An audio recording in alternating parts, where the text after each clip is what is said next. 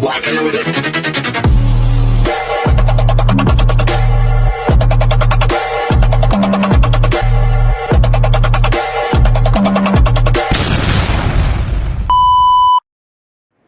Hi everyone! Good afternoon! I'm back! It's your Mama Sam dito sa Sam TV. Kamusta naman po kayo mga amigo, amiga, kumare at kumpare? Sana lahat kayo ay okay na okay ngayong araw ng Monday. So happy Monday sa atin lahat ng bonggang-bongga, ang bilis ng araw, no? My gosh, ang cute ko today. Charot. So, yun. So, mas bagay sa akin yung walang salamin, no? More than yung may salamin. Pag may salamin, mukha akong majonda. Kaya lang, ang problema ko kasi, hindi ako makabasa. Oo. So, medyo blurred kapag wala akong salamin, blurred yung binabasa ko. Ayun, parang nagdo-double-double yung mga letra. Pero nakakakita naman ako, ayan katulad niya, nakikita ko kayo, nakikita ko yung paligid ko. Medyo nasisilaw lang ako sa sikat ng araw, ganon. Daming arte, parang beauty queen, charot. So, syempre, shout out tayo sa mga kaibigan natin na nasa parting Middle East, na nasa Saudi Arabia. Kamusta naman kayo sa mga nasa Dubai? Saan mang part ng Middle East? Alam ko maraming mga Pinoy dyan at maraming mga kababayan natin na talaga nakasuporta dito sa Sam TV. Thank you sa inyong lahat. At hindi lang yan, kahit sa mga part ng Americas, di ba? Yung mga kababayan natin na nasa pating Amerika na talaga naman, oh my gosh, hindi tayo nakakalimutan panoorin sa lahat ng channel natin, Sam TV, Mama Sam Vlog, at saka dito nga sa Sambrusas Crown. Oo, talagang nakatutok yan. At hindi lang yan. Syempre, yung mga kababayan natin na sa parting Asia naman, Philippines. Yes, marami din tayo mga kababayan na talaga naman, my gosh, nanonood from the Philippines at saka yung mga nasa part ng Japan. Ayan na yung mga nababasa ko.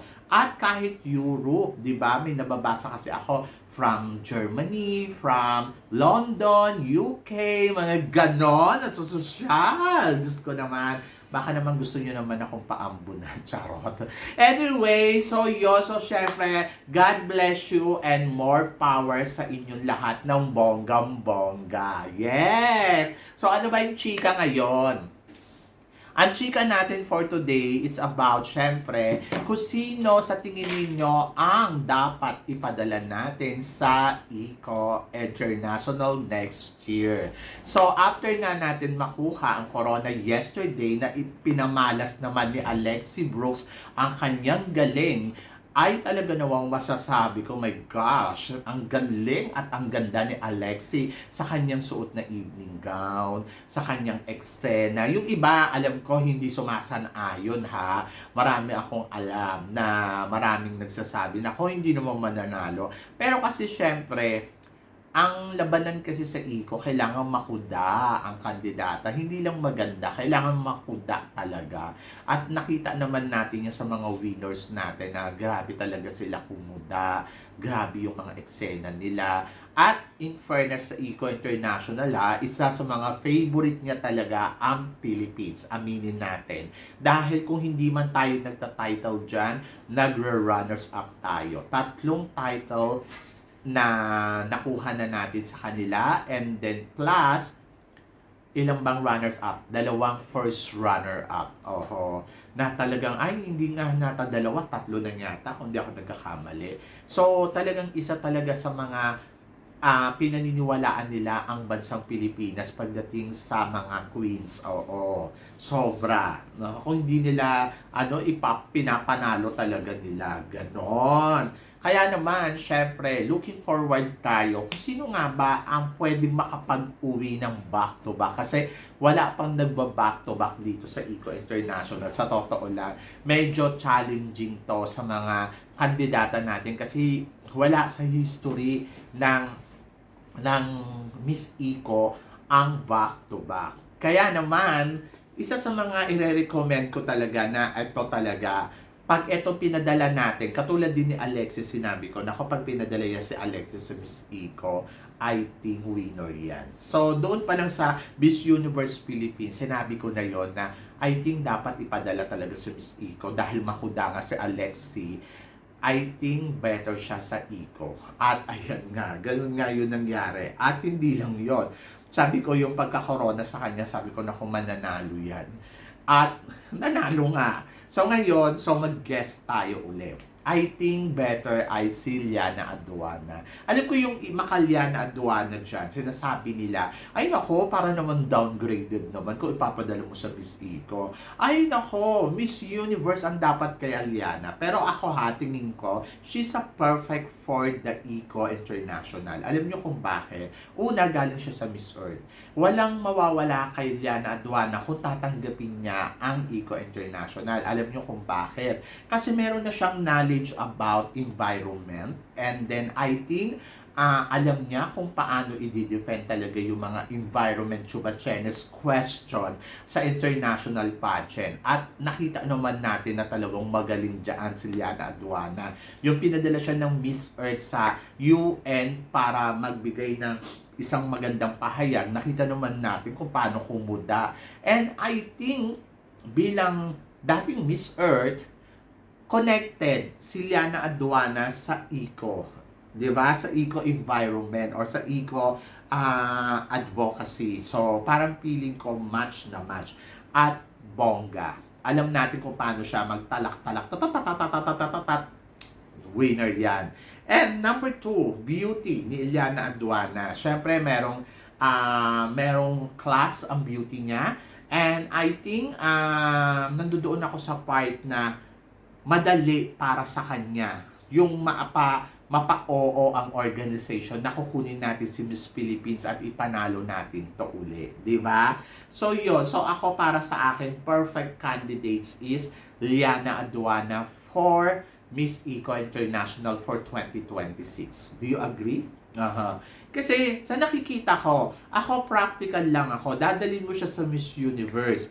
Halimbawa, tapos hindi naman siya mananalo doon. Ano ba ang importante?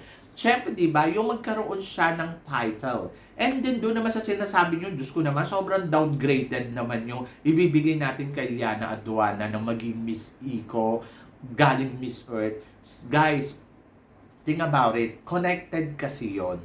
And then, hindi ikaka-downgrade yun ni Liana Aduana. Actually, parang sinabi nyo na rin downgraded itong si Miss Iko natin, Alexi Brooks. So, ano yun? Kumbaga, para sa akin, title yan eh. So, like example, Kathleen Payton. Kinikilala ko siya na, oy, si Kathleen Payton, ano yan? Miss Iko International yan. Mga ganon level. And then, siguro para sa isang kontesera, napaka-importante na makakuha ka ng titulo sa isang international pageant bago ka man lang mag-resign. At least, meron kang tatak na Miss Iko International. More than doon sa wala kang susubukan na international pageant. Halimbawa, sige, sinabi niya lang, Miss Universe lang ang gusto ko. Universe lang ako. Universe, and after nun, hindi ka napiling Miss Universe Philippines. O ano ka ngayon? Di nga ka. Di wala ka ngayong lalabanan na international pageant. Pero kung susubukan mo tong Miss Iko, aba, title yan. Di ba? So, hindi ako magdadalawang isip na maging title talaga siya dyan. I think magta-title at siya makakakuha ng back-to-back para sa Iko International. So, believe me guys, ayun yung nasi-sense ko kung sakaling lalaban siya. And then, kung ako sa kanya, Miss Universe or another crown. Para, alam mo yon, maipadala ka sa isang international pageant. Katulad ni Alexi Brooks, naging practical. Kumbaga, sige, I go for the universe and another pageant. So, hindi sa kanya napunta yung universe, binigay sa kanya yung Iko International. So, grateful yon na ibinigay sa kanya at na-challenge siya na maipakita yung galing niya lalo sa international pageant. And then, she got a crown. O, di ba?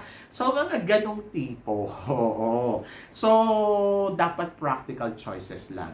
Or else, siguro, Miss Universe Philippines lang, and then kung hindi niya makuha, go to the Miss Grand. Pero sa Miss Grand, I think sa dami ng lalaban ngayon sa Miss Grand na nababalitaan ko, huwag ka nang pumunta doon. Tanggapin mo yung Eco International. And then, I think, pasok yun sa advocacy niya.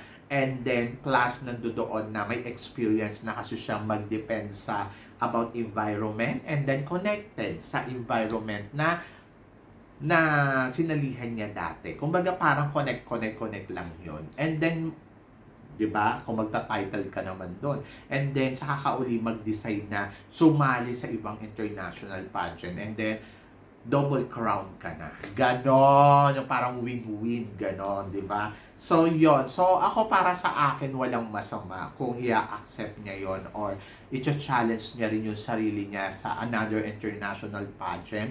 Yes, this is a minor pageant, pero guys, yung maibibigay mo naman na tulong sa environment natin bilang isang reyna o isang kandidata o kontesera, malaking halaga at malaking bagay yon. At walang kawalan sa isang beauty queen kung saan ka man ilagay na pageant. Like example, Ati sa Manalo, nilagay siya sa Miss Cosmo. So tinanggap niya yon kahit alam natin, ako, hindi naman kilala yung Cosmo, dapat nandoon ka sa ganung pageant, but still accept, 'di ba? She accept that pageant. And then nakita naman natin na tinry niya yung best niya. No, ganon. At walang masama sa isang kandidata kung tatanggap ka, kasi meron kang matututunan doon na experience. At the same time, pwede kang gumawa ng yung advocacy mo, pwede mong ilaag doon. Kasi platform pa din yun, di ba? Kaya ako, ang nakikita ko dyan, Liana Anduana, for Miss Eco International 2026. Kung gusto lang natin mag-back to back. Pero kung ayaw naman ni Aliana, wala tayong magagawa, di ba? So, yun! So, kayo guys, ano guys ang masasabi ninyo dito sa mga pinag-uusapan natin ngayon? I-comment below mo yan para at least malaman ko naman kung ano naman ang chika mo dito sa pinag-uusapan natin. So, yun! So, syempre, maraming salamat sa inyo lahat sa support na binibigay ninyo syempre dito sa channel ko, sa Samsam TV po. At sa mga hindi pa na nakaka-subscribe, please don't forget to click like and subscribe my channel at i-click nyo na rin po ang notification bell para more updated kayo sa aking mga chika. Sabi ng ganon, keep smiling. Sabi ng ganon, para lalo kang maganda, gumanda. So yon guys, maraming salamat. Hanggang dito na lang, hanggang sa muli nating chikahan. See you tomorrow. Thank you guys. Have a nice day.